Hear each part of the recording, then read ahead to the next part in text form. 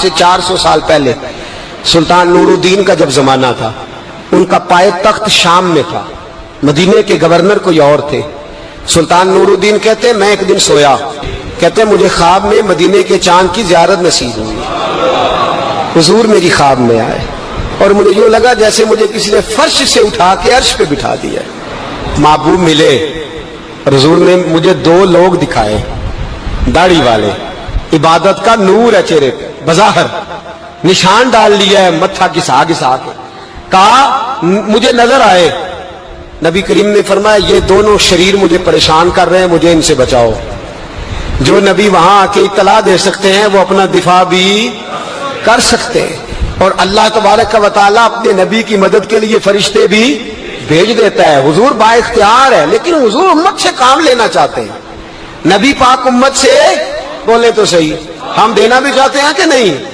حضور امت سے کام، یہ امت کی ڈیوٹی ہے، وہ نکلے حفاظت کرے، ورنہ اللہ تبارک و تعالیٰ نے اپنے نبی کو با اختیار، اللہ تو 5,000 ہزار فرشتے بدر میں نازل کر رہا ہے اپنے نبی کی مدد کے لیے۔ تو اللہ کے حبیب نے فرمایا سلطان خوش ہو گئے، کہتے اٹھا، بڑے تحفے، بڑے تحائف، بڑا کچھ اکٹھا کیا، بڑا لمبا لشکر تیار کیا، 16 دن کا مسلسل سفر کر کے مدینے پہنچا۔ گورنر مدینہ کو کہا کہ سارے مدینے والوں کے لیے میں تحفے لایا ہوں، سب کو بلاؤ۔ یہ توجہ کرنی ہے آپ نے، اس واقعے کے پہلو میں ہر چیز آ جائے گی، ہر چیز۔ بلایا، سارے مدینے کے لوگ آئے تحفے لینے، سب کو تحفے دیے۔ سلطان نے پوچھا کو رہ تو نہیں گیا؟ نے کہا جی 2 حاجی نمازی رہ گئے۔ کون؟ 2 بہت بڑے مجاہد رہ گئے، بہت بڑے مجاہد، جہاد ہی جہاد، بہت بڑے سپاہ سالار مجاہد 2 رہ گئے، حاجی نمازی پرہیزگار صوفی رہ گئے 2۔ کون سے؟ انہوں نے کہا کسی اور علاقے سے آئے ہیں، داڑھی بھی زیادہ ہے، سارا دن نماز پڑھتے ہیں، ساری رات جو ہے وہ عبادت میں رہتے ہیں، روزہ رکھتے ہیں، بس زور کے بعد حجرے سے نکلتے ہیں، صرف زور کے بعد، بڑے بولے بالے، بڑے اللہ والے۔ ریاض آپ کو بس میں نے وہ شعر پڑھنا چھوڑ دیا ہے، میرے ساتھی کہتے ہیں کہ کم پڑھا کریں، کچھ ساتھی کہتے ہیں نہیں اتنا نہیں ہونا چاہیے، لیکن بابا صاحب تو کہہ گئے ہیں نا، ان کو تو نہیں نا کوئی روک سکتا کہ آج بھی کیتی جاندے ہو تے لو بھی پیتی جاندے ہو، ہے نا جی؟ سب سے زیادہ آج بھی وہی کراتے ہیں، ٹریننگیں بھی سب سے زیادہ انہی کے پاس ہیں، لشکر بھی ان کے پاس ہے سب سے زیادہ، لیکن آج بھی کیتی جاندے ہو تے نال لو بھی پیتی جاندے ہو تے کھو کے مال یتیماں دا تے بھیج مسیتی جاندے ہو، پھٹ دلاں دے سیندے نہیں ایویں ٹوپیاں سیتی جاندے ہو، نفس تے چھری پھیر دے نہیں تے دمبے کیتی جاندے ہو، فرض بھلائی بیٹھے ہو، نفلاں نیتی جاندے ہو، دسو تے سی بلے نوے کی کچھ کیتی جاندے ہو۔ اتنا خطرناک منصوبہ، اتنا خطرناک۔ سلطان سے کہنے لگے جی وہ زور کے بعد نکلتے ہیں حجرے سے اور صدقہ خیرات کر کے پھر حجرے میں چلے جاتے ہیں۔ سلطان کہنے لگا ملاؤ تو صحیح، جو بندے گئے وہ بھی بڑے بادب گئے، کہا جناب آپ کو بلا رہے ہیں، اس لیے کہ مدرسہ ہی بہت بڑا ہے، ان کا طریقہ ہی بہت بڑا ہے، کیا بات ہے؟ بلا کے لائے۔ سلطان نے دیکھا تو سلطان کی آنکھیں کھل گئی، کہنے لگے یہ تو وہ 2 ہیں جو مجھے حضور نے خواب میں دکھائے ہیں۔ نبی پاک نے، یہ 400 سال پہلے مولانا علی قاری لکھ رہے ہیں، یہ تو حضور نے مجھے خواب میں دکھائے، یہ تو وہ ہیں۔ اللہ اکبر۔ میں اکثر کہتا ہوں ہمارا کسی کے ساتھ کوئی ذاتی جھگڑا نہیں، اللہ جانتا ہے، بڑی جلدی مر جانا ہے۔ ہاں کچھ لوگ زیادتی کرتے ہیں دین کے معاملات، میری سرکار کے بارے میں زیادتی کرتے ہیں تو ان سے دل بھر جاتا ہے، ان سے تکلیف پہنچتی ہے، ان سے اذیت ہوتی ہے، ورنہ خون کے آنسو دل روتا ہے۔ امت کو ایک ہونا چاہیے، امت کو، لیکن امت اس وقت ایک ہوگی جب نبی پاک کے گنبد کے سائے میں ایک ہوگی، جب رسول اللہ کے گنبد کی ہریالی میں امت ایک ہوگی۔ میرے حبیب پاک علیہ السلام، یہ تو 2 مجھے حضور نے دکھائے ہیں۔ سلطان کہنے لگا باندھو ذرا کس کے انہیں، ان کے گھر کی تلاشی لینی۔ ان کو باندھ کے سلطان گھر گئے تو گھر کے اندر کچھ بھی نہیں، بس صدقہ خیرات کا سامان ہے، قرآن پاک ہے، کتابیں ہیں، تفسیریں۔ جب اٹھائی نا چٹائی تو نیچے سرنگ نکلی ہوئی ہے، جب اس کے اندر لوگ گئے تو وہ سرنگ حضور کے روزے تک پہنچی ہوئی ہے۔ تو کس ارادے سے آئے؟ سلطان نے جا کے تلوار تھامی، کہا تمہاری گردنیں اڑا دوں گا، بتاؤ کیسے آئے ہو؟ تو انہوں نے کہا ہم تو عیسائی ہیں، ہمیں عیسائیوں نے بھیجا ہے۔ اور ہم اس ارادے سے آئے ہیں کہ ہم حضور کے جسم اقدس کو نکالیں گے، کسی اور جگہ لے جائیں گے۔ سلطان نے بات سنی تو چیخ نکلی، اللہ اکبر کا۔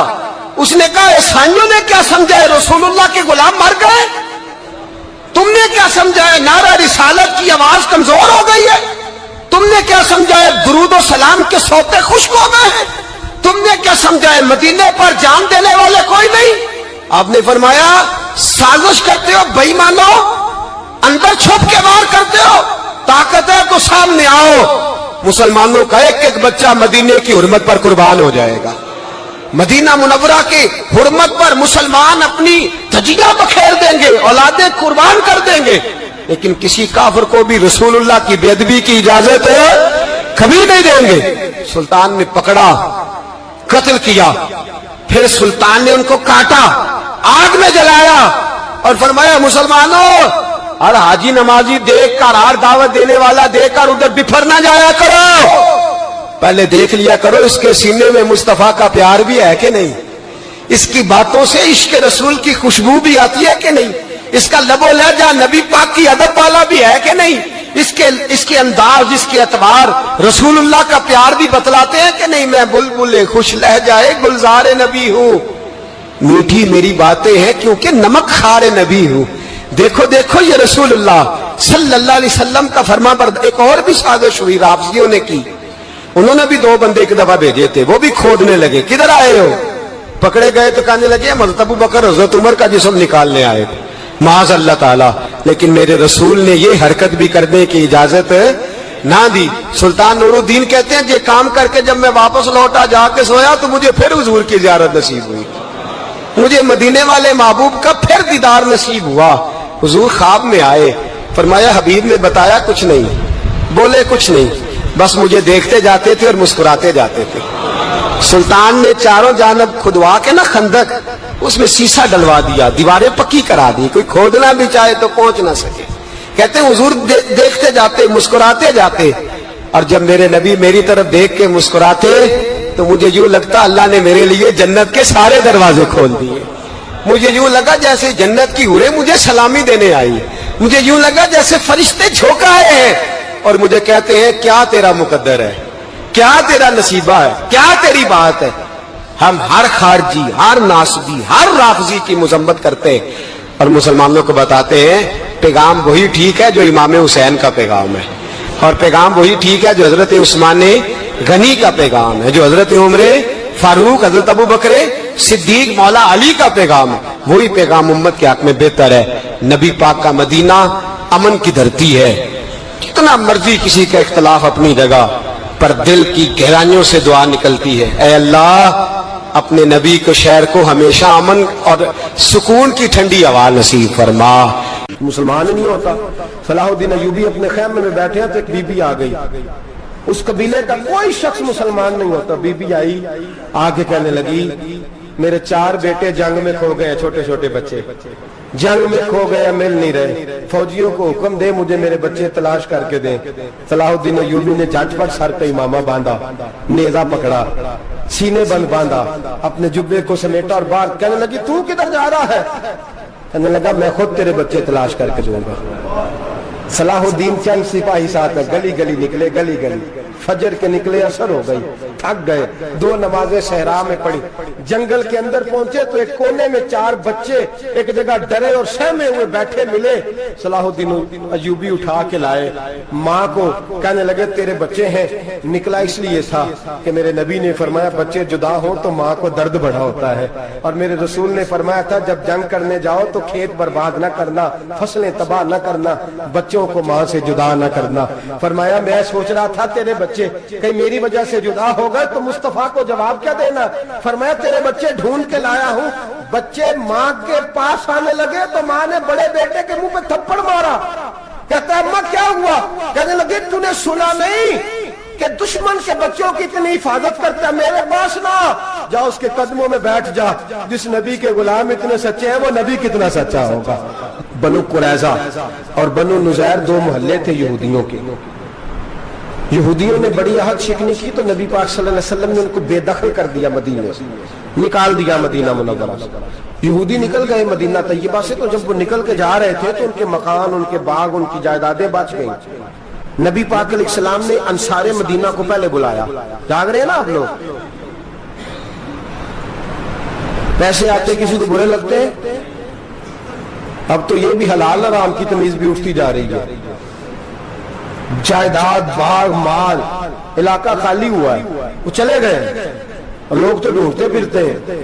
اللہ خیر فرمائے، شاملہ ہر جگہ ملتی نہیں اب شہروں میں، وہ کس کس نے نام کرا لیا، کدھر گئی ہے کوئی خبر ہی نہیں، خالی جگہ پڑی ہے۔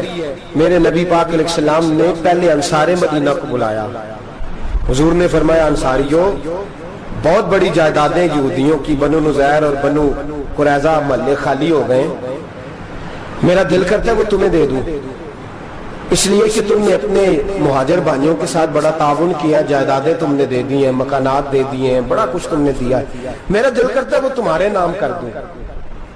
تو انصار مدینہ کیا کہنے لگے، یا رسول اللہ، دے تو ہم نے دیا ہے، پر وہ بیچارے جھچکتے ہی رہتے ہیں، وہ جھچکتے ہی رہتے ہیں، کھول کے ہماری چیزیں استعمال نہیں کرتے۔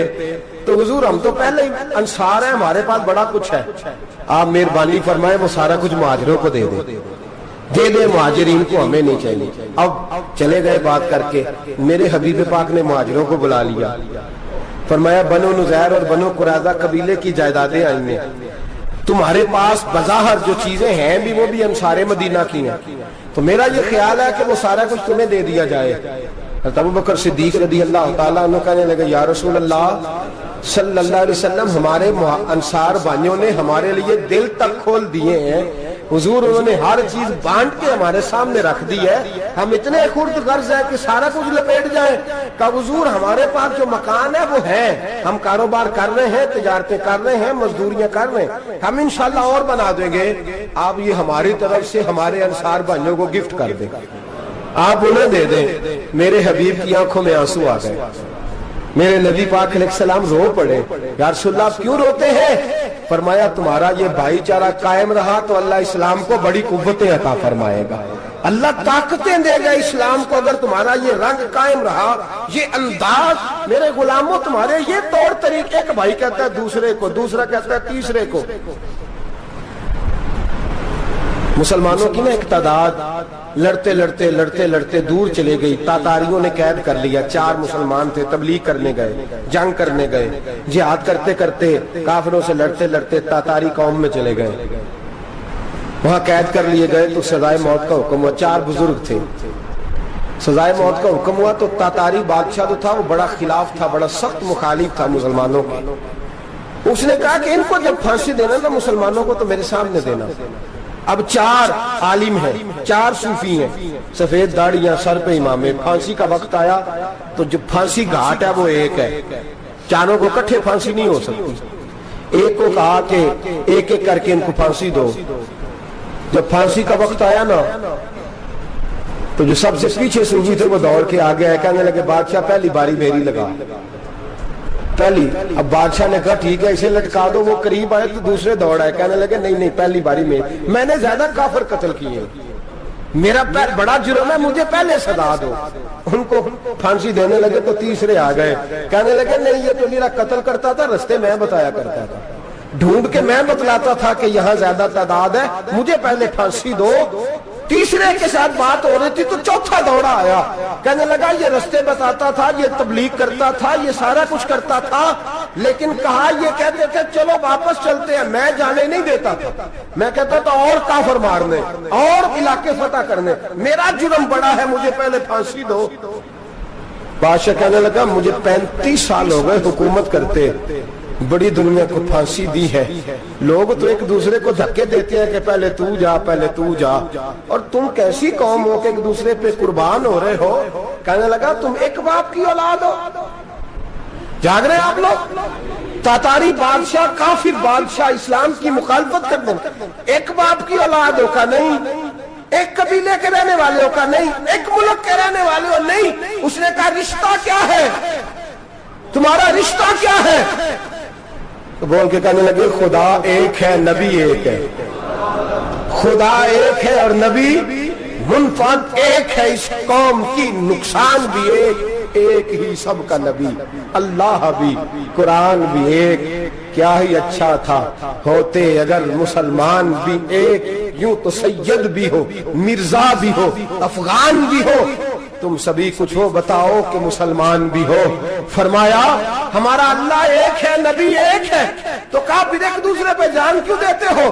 فرمایا ہمارے نبی نے ہمیں بھائی بھائی بنا دیا ہے، بھائی کا دل نہیں کرتا اس کی آنکھوں کے سامنے بھائی چلا جائے، ہمارا دل نہیں کرتا پہلے مجھے دے، پہلے مجھے دے۔ بادشاہ کہنے لگا تمہارا جذبہ مجھے متاثر کر گیا، جاؤ میں تم چاروں کو آزاد کرتا ہوں، تمہیں آزاد کرتا ہوں۔ میرے دوستو یہ رنگ تھا، دیکھیں نا، یہ اس دھرتی نے نظام دیکھا ہے نا، اس فلک نے پہلی بار دیکھا، اس زمین نے پہلی بار، اور میرے حضرت صاحب فرمایا کرتے تھے زمین تڑپ کے روئی، اس نے پہلی دفعہ دیکھا۔ احد کا میدان ہے، 3 صحابہ تپتی ہوئی زمین پہ زخموں سے چور چور پڑے ہیں۔ حضرت انس بن نضر رضی اللہ تعالیٰ عنہ پانی کا پیالہ لے کے پہنچے، ایک زخمی سے کہا تجھے پانی پلانا ہے، تو کہنے لگا میرے زخم تھوڑے ہیں، وہ جو ساتھ پڑا اس کے زخم گہرے ہیں، پہلے اسے پانی پلا دے، جا اسے دے دے۔ اس کے پاس پہنچے تو وہ کہنے لگا وہ مجھ سے پہلے گرا تھا، اس کا زخم زیادہ گہرا ہے، اسے پانی پلا۔ تیسرے کے پاس گئے تو کہنے لگا چوتھا تڑپ زیادہ رہا ہے، اس کی عمر زیادہ ہے، میں تو جوان ہوں برداشت کر لوں، بڑھاپے کی وجہ سے نڈھال ہو گیا، پہلے اسے پانی پلا۔ چوتھا کہنے لگا 5ویں کے پاس جا، 5واں کہنے لگا 6 کے پاس جا۔ حضرت انس بن نضر کہتے میں رو پڑا، میں نے کہا محمد کے غلاموں، رسول نے تمہیں کیسا جذبہ دے دیا ہے، زبانیں پیاس سے باہر ہے لیکن تمہاری اخوت مرتے دم تک قائم ہے۔ کہتے میں 7ویں کے پاس گیا تو کہنے لگا اگر 6 قربانی دے سکتے ہیں تو مجھے خود غرض نہ سمجھ، میں نے نہیں پانی پینا، جا پہلے کے پاس لے جا۔ کہتے میں پہلے کے پاس آیا تو روح پرواز کر گئی، دوسرے کے پاس آیا تو روح پرواز کر گئی، میں 7ویں تک آیا تو انتقال کر گئے۔ کہتے ہیں پانی کا پیالہ میں نے اٹھایا اور میں نے زمین پہ رکھا تو میں نے کہا پانی گوا رہنا، محمد کے غلام مر تو جاتے ہیں پر ایک دوسرے کا خیال بڑا رکھا کرتے ہیں، گوا رہنا یہ مر جایا کرتے لیکن ایک دوسرے کا درد۔ میرے دوستو لٹا ہوا برما، روتے ہوئے مسلمان، سسکیاں اور آہیں لیتی ہوئی مائیں پوچھتی ہیں اے خاصا اے خاصان رسول، وقت دعا ہے، امت پہ تیری آ کے عجب وقت پڑا ہے، وہ دین جو بڑی شان سے نکلا تھا وطن سے، پردیس میں وہ دین آج غریب الغربا ہے، فریاد ہے اے کشتی یہ امت کے نگہ باں، بیڑا یہ تباہی کے قریب آن لگا ہے۔ اور کیا خوبصورت جملے کہے تھے کہ نبی پاک صلی اللہ علیہ وسلم نے، حضور نے فرمایا تھا میرا مومن ایک جان کی طرح ہوتا ہے، ایک جان کی طرح ہوتا ہے، ایک کو تکلیف ہو جسم کے ایک حصے کو سارا حصہ پریشان ہوتا ہے، فرمایا یہ ایک مکان کی طرح ہے، ایک اینٹ دوسری اینٹ کو مضبوط کرتی ہے، فرمایا یہ مضبوط لوگ ہیں، یہ مضبوط لوگ۔ حضرت عمر فاروق کا زمانہ ہے، ایک آدمی نے سیری بھیج دی ایک گھر میں بطور تحفہ، قحط کا زمانہ تھا، گوشت ملتا نہیں تھا، جانور، ایک آدمی نے سیری بھیج دی ایک آدمی کے گھر میں، اس نے کیا کیا، اس نے اپنی بیوی سے کہا ہماری تو خیر ہے، ساتھ والا پڑوسی زیادہ غریب ہے، ادھر نہ بھیج دے، یہاں گندم امیر شہر کی ہوتی رہی خراب اور بچی کسی فقیر کی فاقوں سے مر گئی، کہا ساتھ والے پڑوسی کے گھر سے میں کئی دنوں سے بھوک کی آوازیں وہاں بھیج دے۔ اس کے گھر گئی تو اس کی بیوی شوہر کو مشورہ دیتی ہے، کہتی ہے میرے بچے تو دلیر ہے، ساتھ والے کے چھوٹے ہیں، وہ گزارا نہیں، ادھر نہ بھیج دیں، ادھر گئی۔ ایک روایت ہے 7 گھر، ایک روایت ہے 21 گھر، 21 گھروں میں گھومتی ہوئی وہ سری پھر پہلے کے گھر میں آ گئی، اور پہلا صحابی کہنے لگا صرف تو نے ہی محمد کا کلمہ نہیں پڑھا، باقی بھی اس میں بھی پڑھا ہوا ہے،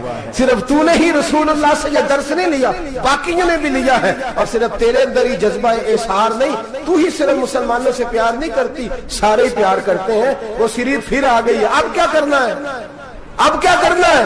تو امام نبوی نے لکھا ہے، وہ کہنے لگی کرنا کیا ہے، پکاؤں گی میں اور کھائیں گے 21 گھر، پھر بھی اکیلے نہیں کھائیں گے، پکاؤں گی میں اور کھائیں گے 21 گھروں کے مطابق شوربہ پکا، اور پھر برتن میں ڈال کے وہ بی بی ایک ایک گھر کا دروازہ کھٹکھٹاتی ہے، کہتی ہے مصطفیٰ کے غلاموں نکلو باہر اور کھاؤ، اس لیے کہ جس نبی نے مجھے پیار کا حکم دیا اسی نے تمہیں بھی پیار کرنا سکھایا ہے، یہ رنگ چشم فلک نے سکھایا ہے۔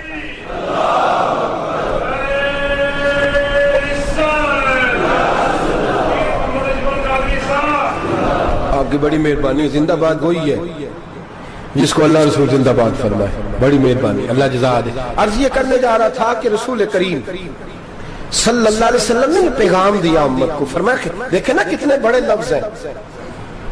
یہ نہیں فرمایا دوزخ میں جائے گا, یہ نہیں فرمایا کہ اسے جہنم کی سزا ملے گی. میرے نبی نے فرمایا میں اسے مومن مانتا ہی نہیں, میں اسے مسلمان اپنا مانتا ہی نہیں. حضور کسے؟ فرمایا جو پیٹ بھر کے کھاتا ہے اور اس کا ہمسایہ بھوکا سو جاتا ہے. میں مومن ہی نہیں مانتا. سزا تو تب ملے گی نا کہ جب میں کسی سزا کا اعلان کروں. میں مانتا ہی نہیں, وہ میرا ہے ہی نہیں. خود پیٹ بھر کے کھا رہا ہے, ہمسایہ اس کا بھوکا. میں نہیں مانتا انما المؤمنون اخوہ, مومن بھائی بھائی, میں مانتا ہی نہیں اسے. اور میرے حبیب پاک اتنے بڑے لفظ حدیث میں اور کہیں نہیں ملیں گے آپ کو, اتنے بڑے جملے کہیں نہیں ملیں گے. میرے نبی پاک نے فرمایا اللہ کہے گا قیامت کے دن, کون؟ اتنے بڑے لفظ حدیثوں میں ملتے نہیں جتنے یہ ہیں. حضور نے فرمایا رب فرمائے گا بندے سے کہ میں تیرے پڑوس میں بھوکا تھا, تو نے مجھے روٹی کیوں نہیں کھلائی؟ کون کہہ رہا ہے؟ اللہ کہہ, میں بھوکا تھا تو نے روٹی نہیں دی, میں ننگا تھا تو نے کپڑا نہیں دیا, میں پیاسا تھا تو نے پانی نہیں پلایا, میں بیمار تھا تو تیمارداری. یا اللہ نہ تو کھاتا ہے, نہ پیتا ہے, نہ کپڑا پہنتا ہے, نہ تو بیمار ہوتا ہے. لا تاخذہ سنۃ ولا نوم, تجھے بیماری آتی نہیں, اونگ نیند نہیں آتی. میرے مالک تو میرے پڑوس میں تھا. تو حضور فرماتے ہیں رب فرمائے گا وہ جو بندہ تیرے پڑوس میں بھوکا تھا تو بندہ تو میرا ہی تھا نا, وہ جو بندہ تیرے پڑوس میں ننگا تھا تو بندہ تو میرا ہی تھا نا, وہ جو تیرے پڑوس میں پیاسا تڑپتا رہا تو وہ میرا ہی بندہ تھا. تو دوائی لینے جائے تو بڑے اسپتال میں اور اس بیچارے کو 20 روپے پرچی کے بھی میسر نہ آئے تو میرا ہی بندہ تھا.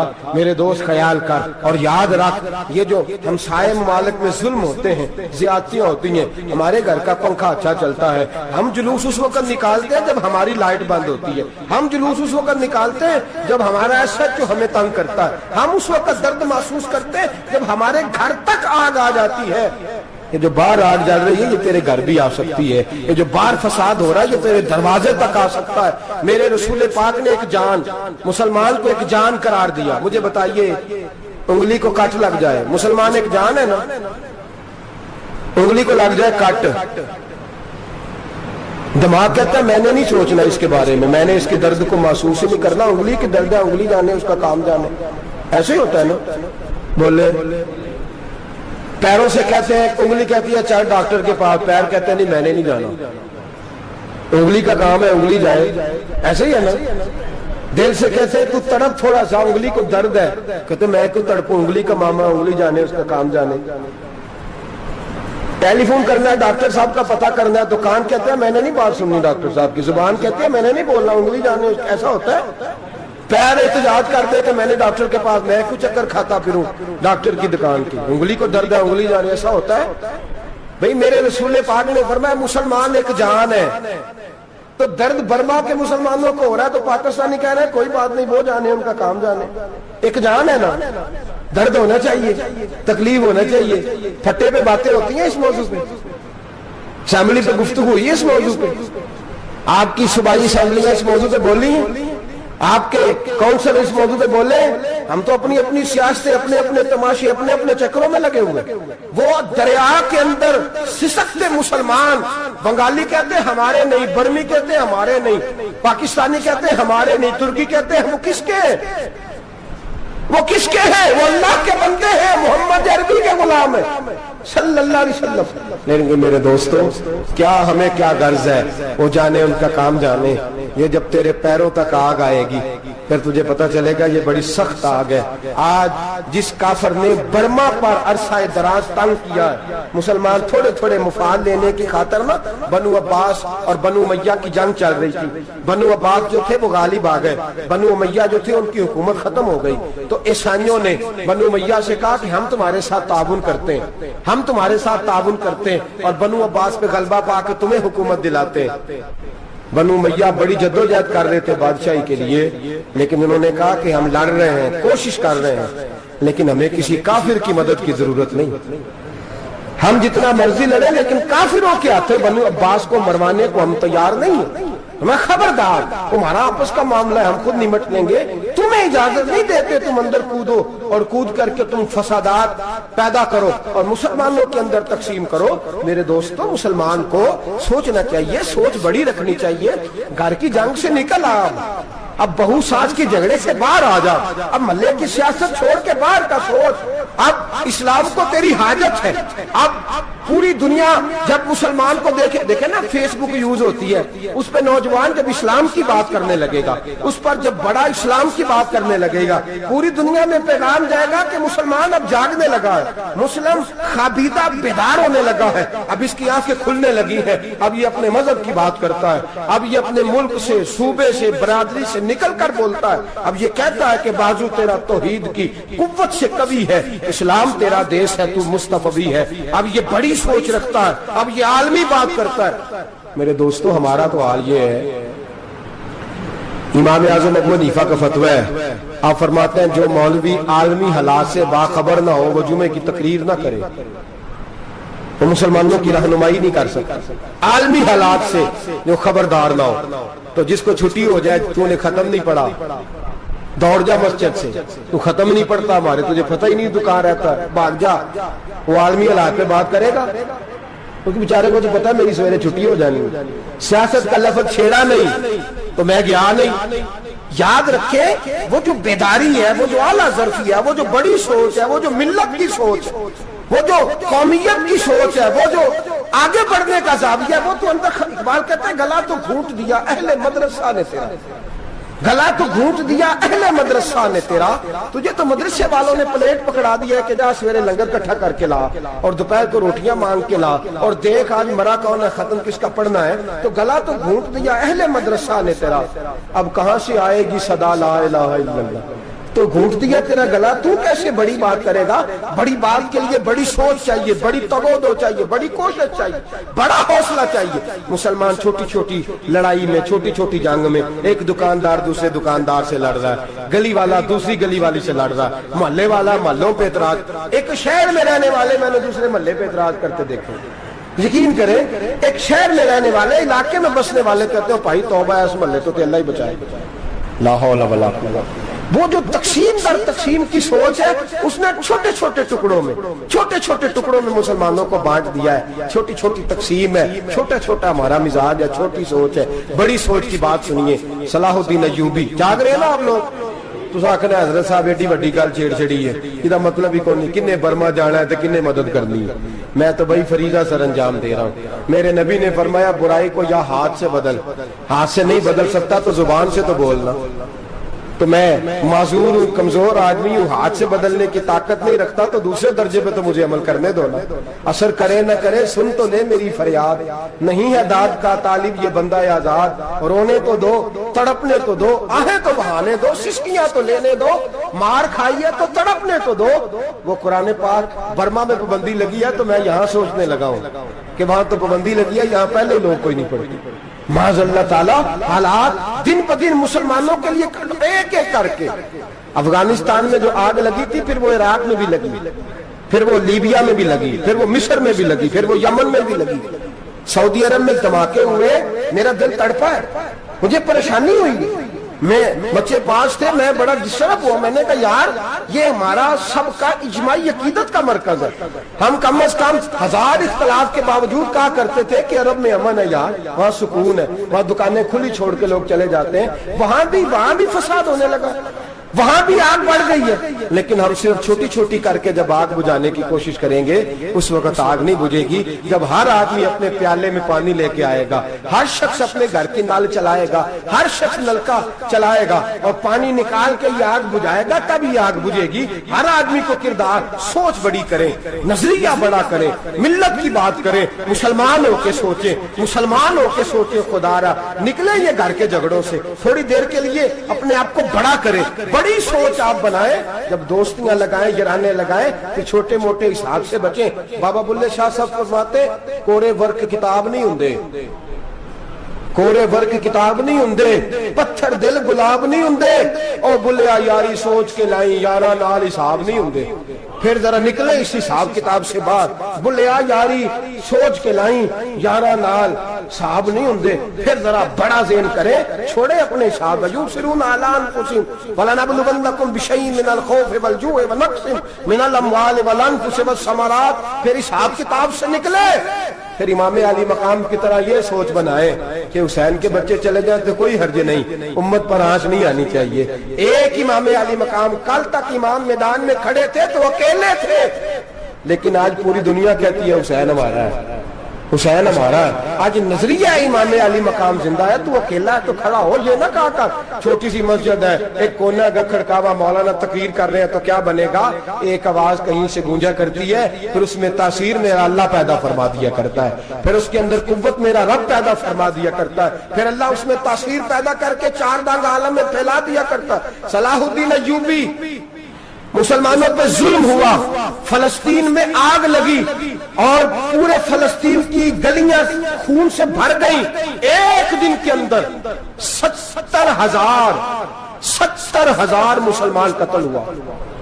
گھوڑوں سے سڑکوں پہ چلا نہیں جاتا تھا، گھوڑے پھسلتے تھے، اتنا خون تھا، اور کچی سڑکیں تھی، اتنا خون تھا، پہلے کچی زمین نے خون پیا، پھر خون اس سے باہر آیا، پھر بھی اتنا سخت 70,000 آدمی قتل ہوا۔ صلاح الدین ایوبی کون تھے؟ میرے غوث اعظم جیلانی کے مدرسے کے طالب علم تھے۔ جامعہ نظامیہ مدرسہ، یہ مدرسے ہیں جنہوں نے دین کے مجاہد پیدا کیے، مدارس ہیں جنہوں نے دین کے مجاہد پیدا کر کے پوری دنیا کے اندر پھیلائے ہیں۔ مدارس کے اندر دہشت گردی آئی، میں اختلاف نہیں کرتا، لیکن ابھی بھی مدرسے ہیں جن مدرسوں سے رسول اللہ کے دین کا سچا درس دیا جاتا ہے، امن، پیار اور محبت کی فضا کو عام کیا جاتا ہے وہ مدارس، اور انشاءاللہ قیامت کی صبح تک وہ مدرسے قائم رہیں گے۔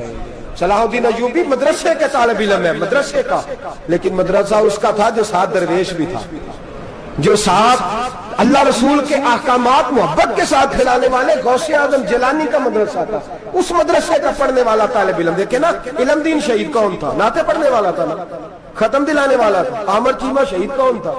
نعتیں پڑھنے والا تھا نا۔ یہ نعتیں وہ چیز ہوتی ہے جو دلوں کے اندر اثر پیدا کر دیتی ہے، جو نبی پاک کی محبت کو پروان چڑھاتی ہے، اور یہی چراغ جلے گا تو روشنی ہوگی۔ صلاح الدین ایوبی اکیلا اپنے دوستوں سے کہنے لگا مسلمانوں کی مدد، چند سالوں میں نکلو مدد کرے۔ انہوں نے کہا تیرے نکلنے سے کیا ہوگا؟ کہنے لگا میں نے نہیں نکلنا، میرے اللہ نے میری مدد کرنی ہے، میرے اللہ نے میری اٹھ باندھ کمر کیا ڈرتا ہے، پھر دیکھ خدا کیا کرتا ہے۔ فرمایا مجھے نکلنے دے، اللہ میری مدد کرے گا۔ تھوڑا تھوڑا کر کے فوج جمع کی، کوشش کی۔ چند سالوں کے بعد اسی جگہ جہاں مسلمانوں کا خون بہا تھا، اللہ نے اسلام کا جھنڈا پھر سے بلند کر دیا۔ صلاح الدین ایوبی فاتح بن کے مسجد اقصی کے دروازے پہ کھڑا ہے۔ چند سال گزرے، عیسائیوں کا وہ ظلم ابھی یاد ہے، اور عیسائی سارے لیڈر کہتے ہیں تیاری کر لو، اب ہمارے بچے کاٹے جائیں گے، عورتیں بیوہ ہوں گی، گردنیں کٹیں گی، اب دیکھنا جتنا خون ہم نے بہایا تھا مسلمان اس سے دگنا بہائیں گے۔ صلاح الدین ایوبی گھوڑے پہ کھڑے ہیں اور پوچھتے ہیں اور عیسائیوں بتاؤ تمہارے ساتھ کیا کروں؟ گردنیں جھک گئیں، جواب کوئی بھی نہیں۔ کہا تم نے 70,000 مسلمان ایک دن میں مارا تھا، بولو تمہارے ساتھ کیا کروں؟ تم نے ایک دن میں مسلمان یوں کاٹے جیسے گاجر مولی کاٹی جاتی ہے، بولو کیا کروں؟ عیسائی کہنے لگے ہمیں اپنے ظلم یاد ہے، تشدد یاد ہے، بربریت یاد ہے، تو بہتر جانتا ہے تو نے کیا کرنا ہے۔ صلاح الدین ایوبی گھوڑے پہ فاتح کھڑا ہے، آنکھوں میں آنسو آئے، تڑپ کے رویا، کہنے لگا میں تمہارے ساتھ وہی سلوک کروں گا جو میرے مصطفیٰ نے قریش مکہ کے ساتھ فرمایا تھا، لا تصریب علیک، جاؤ تم پر کوئی زیادتی، جاؤ تم آزاد ہو۔ اس نے کہا تو کر کیا رہا ہے؟ کہنے لگا میں کیا کروں، میں اس محمد کا ماننے والا ہوں جس نے معاف کرنا سکھایا ہے صلی اللہ علیہ وسلم، میرے پیروں میں زنجیر ہے رسول اللہ کی غلامی کی، جاؤ تم آزاد ہو۔ اس نے کہا تم آزاد ہو، لوگوں نے کلمہ پڑھنا شروع کر دیا، اشہد ان لا الہ الا اللہ واشہد ان محمدن عبدہ۔ سارے قبیلے کے کچھ نہ کچھ لوگ مسلمان، ایک قبیلہ رہ گیا مسلمان نہیں ہوتا۔ صلاح الدین ایوبی اپنے خیمے میں بیٹھے تو ایک بی بی آ گئی، اس قبیلے کا کوئی شخص مسلمان نہیں ہوتا، بی بی آئی، آ کے کہنے لگی मेरे 4 बेटे जंग में खो गए, छोटे छोटे बच्चे जंग में खो गए, मिल नहीं रहे। फौजियों को हुक्म दे मुझे मेरे बच्चे तलाश करके दें। सलाहुद्दीन अय्यूबी ने झटपट सर पे इमामा बांधा, नेजा पकड़ा, सीने बंद बांधा, अपने जुब्बे को समेटा और बाहर कहने लगी तू किधर जा रहा है? कहने लगा मैं खुद तेरे बच्चे तलाश करके दूंगा। सलाहुद्दीन चंद सिपाही साथ गली गली निकले, गली गली फजर के निकले, असर हो गई, थक गए, 2 नमाजें सहरा में पड़ी। जंगल के अंदर पहुंचे तो एक कोने में 4 बच्चे एक जगह डरे और सहमे हुए बैठे मिले। सलाहुद्दीन अय्यूबी उठा के लाए, माँ को कहने लगे तेरे बच्चे हैं। निकला इसलिए था कि मेरे नबी ने फरमाया बच्चे जुदा हो तो माँ को दर्द बड़ा होता है, और मेरे रसूल ने फरमाया था जब जंग करने जाओ तो खेत बर्बाद न करना, फसलें तबाह न करना, बच्चों को माँ से जुदा न करना। फरमाया मैं सोच रहा था तेरे बच्चे कहीं मेरी वजह से जुदा हो गए तो मुस्तफा को जवाब क्या देना। फरमाया तेरे बच्चे ढूंढ के लाया हूँ। बच्चे माँ के पास आने लगे तो माँ ने बड़े बेटे के मुंह पे थप्पड़ मारा। कहता अम्मा क्या हुआ? कहने लगे तूने सुना नहीं कि दुश्मन के बच्चों की इतनी हिफाजत करता है, मेरे पास ना जा, उसके कदमों में बैठ जा। जिस नबी के गुलाम इतने सच्चे हैं वो नबी कितना सच्चा होगा, जिस नबी के नौकर इतने खरे हैं वो नबी कितना खरा होगा। जा जाके कलमा पढ़ ले। मेरे दोस्त ये इस्लाम है, इसने गैरों का दर्द भी अपने सीने में रखा। इकबाल कहता है सारे जमाने का दर्द हमारे ही सीने में है। बर्मा का मुसलमान हो या इराक, लीबिया, अफगानिस्तान, कश्मीर का मुसलमान हो, मेरे दोस्त वो गैर नहीं है, वो तेरा अपना है। उसका रंग ना देख, उसकी बोली ना देख, उसका कबीला और इलाका ना देख, देख के वो तेरे रसूल का कलमा पढ़ता है, वो देख के वो काबे की तरफ मुंह करके नमाज पढ़ता है, देख के तेरा और उसका निशाद जिंदगी कुरान एक है। मेरे दोस्त कुछ नहीं कर सकता तो दुआ तो कर दिया कर, कुछ नहीं कर सकता तो इल्तिजा तो कर दिया कर। अल्लाह के हुजूर ये तो कहा कर कि अल्लाह मुसलमान जहां भी हैं तो उनकी मदद फरमा, अल्लाह मुसलमान जहां भी हैं तो उनकी गैबी इमदाद फरमा। ये दुआ तो मेरे दोस्तों जरूर किया करो। सोच बड़ी करें, जब भी आप बोलें, जब भी आप लिखें, जब भी किसी से बात करें तो बहसीयत मुसलमान के बात करें, बहसीयत एक नबी पाक के गुलाम की बात करें। अपनी जिंदगी इस अंदाज में तरतीब दें कि पहले आप मुसलमान हैं, उसके बाद आप कुछ और हैं। पहले इस्लाम की बात करें, बड़ी बात करें, बड़े हौसले की बात करें, फिर इस्लाम को कुव्वत मिलेगी, फिर बेदारी उम्मत को नसीब होगी। अल्लाह करीम बर्मा के मुसलमानों को अपनी रहमत की ठंडी छांव नसीब फरमाए, हमेशा मिदहत खैरुल अनाम में गुजरे। दुआ है ये उम्र दरूद और सलाम में गुजरे। आखिर दावाना अनिल हम्द।